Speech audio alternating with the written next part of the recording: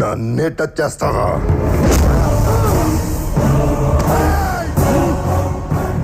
Flute జింక ముందు ఊదు, సింహం ముందు కాదు. జనాన్ని భయపెట్టాలని చూస్తావా? భయపెడతాం. మా రాజకీయం అంతే. దమ్ముంటే మా ఎదురుకుండా వచ్చి టీ కొట్టు. ఏయ్!